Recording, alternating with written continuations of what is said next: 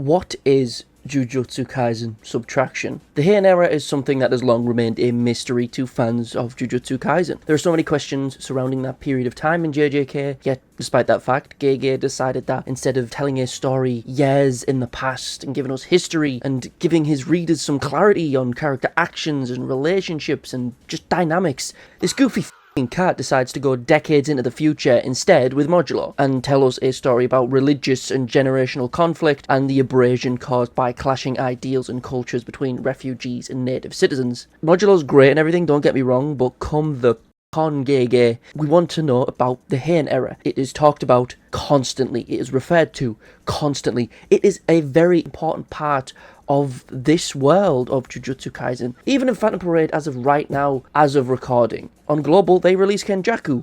What do you see and hear when you pull him? The Heian Era. That's why whenever Nandri posts his artwork of a Heian Era spin-off, it always does well, because that is one thing that the JJK community is surprisingly and collectively agreed upon.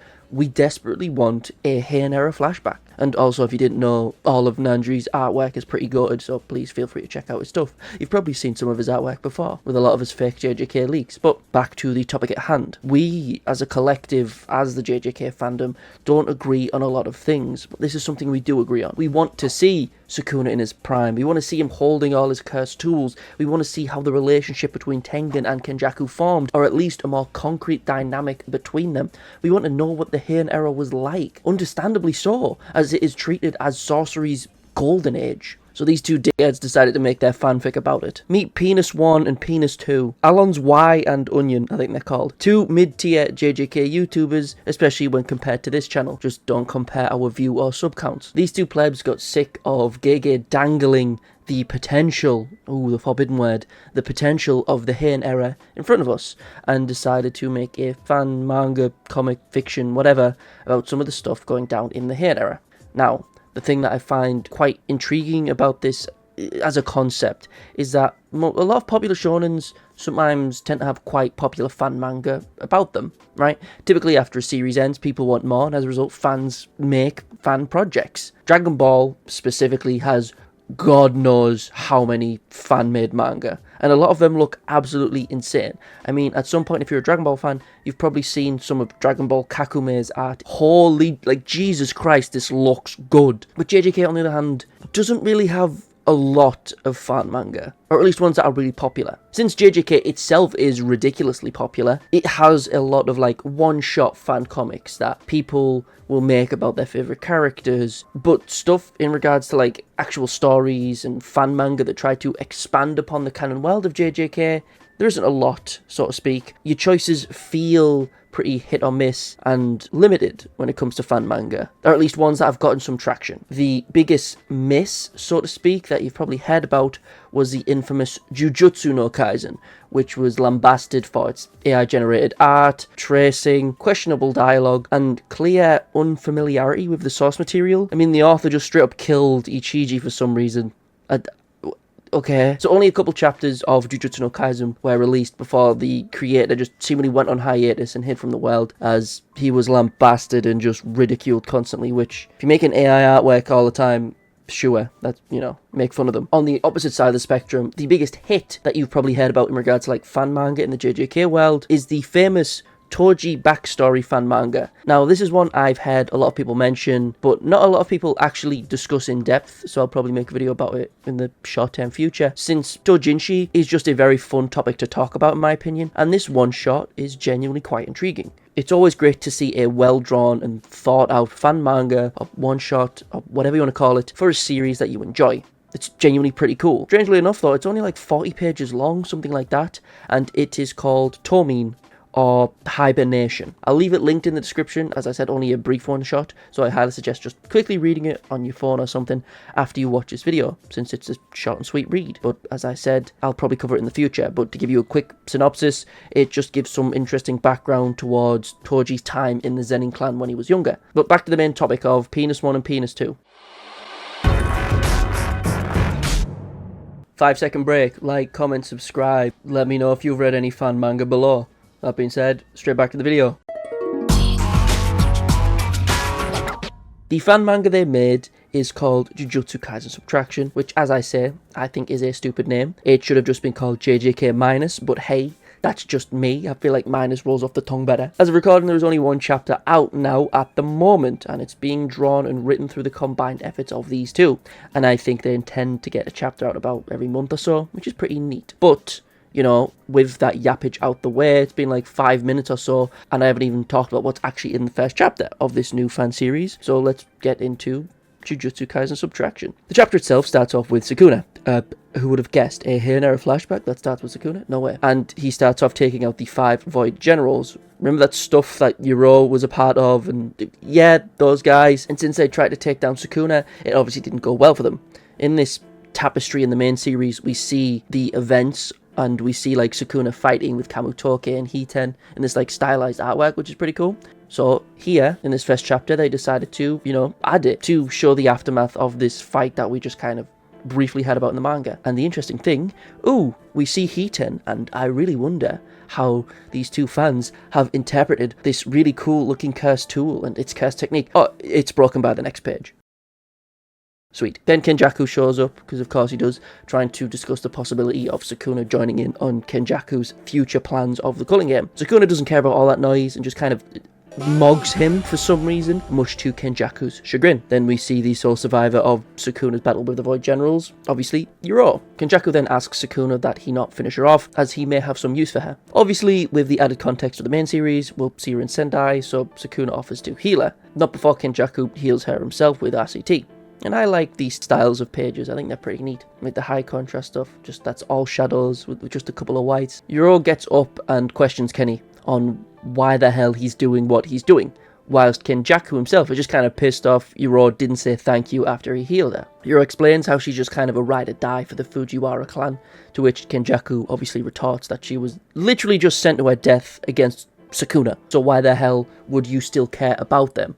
All the while he's, you know, grinning and clearly looking at this new exquisite corpse for him to dive into, so to speak. We then get an explanation of how, after Sukuna's victory, he's getting a festival thrown in his honour, and how one person in particular really wants to attend said festival. Now, use your brains.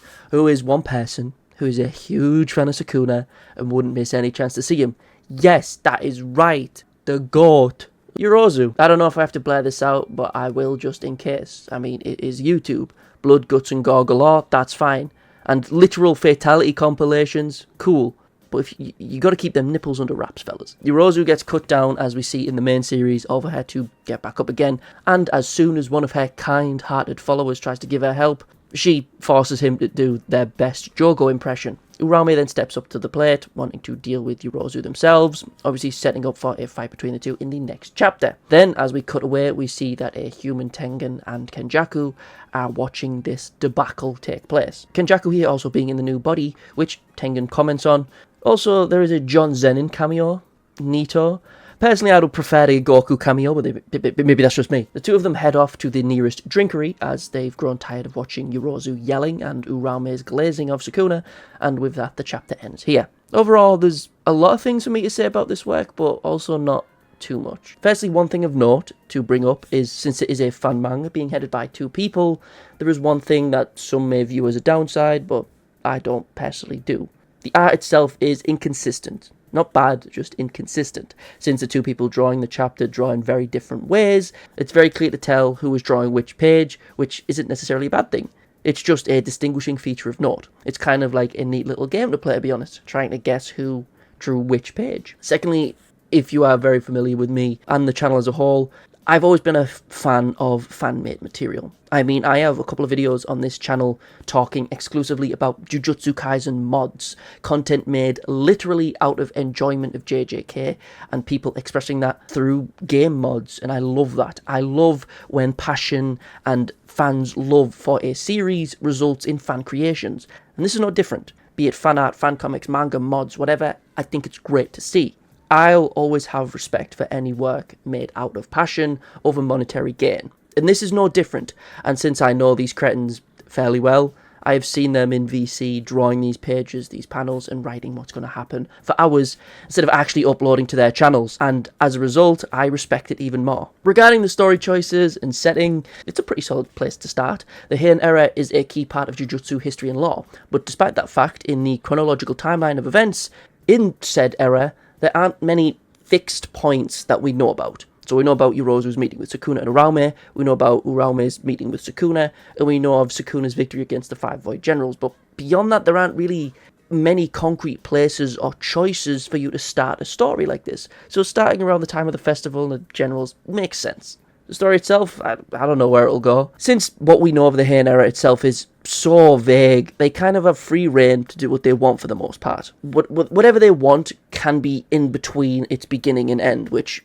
yes, that's the same with any story, but I phrase it that particular way because obviously it will likely end with Sukuna agreeing to a vow with Kenjaku and some sort of platonic breakup, for lack of a better term, between Kenny and Tengen. But in between those points, they have creative freedom in a lot of aspects. I mean, I like it. For what it is, there is some artwork I really do enjoy. I mean, I am a sucker for like the silhouette, high contrast, almost chiaroscuro shot in manga, always have been. So I have a soft spot for these pages in particular. And I also like the concept of Kenjaku stitches going around speech bubbles. It's pretty neat. Also, like a lot of fan manga, it is clearly geared towards mega fans of JJK, as plenty of references to in-jokes and stuff that's just talked about a lot in the fandom. Obviously, you have the like surface level memes like John Zenin or whatever, but the fact that Hiten immediately breaks before you can read what it might actually do is pretty funny, since Hiten has been a point of discussion for JJK fans since this one coloured page of Sukuna dropped relatively early on in the series. Personally, I look forward to whatever chapters get released in the future, as JJK as a topic of conversation can seem to run dry, so to speak. As the manga is over, so is Modulo, the anime's next season is still a while away, so it's nice to lie and wait for more JJK content to come out. But yeah, that's about it.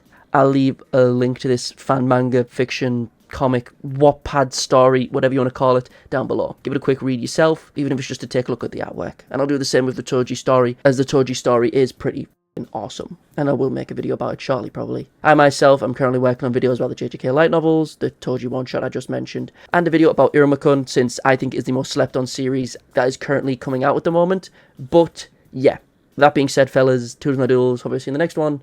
Peace. Also, if you go to my Patreon, I'll make 10 more videos about Kusakabe. Peace.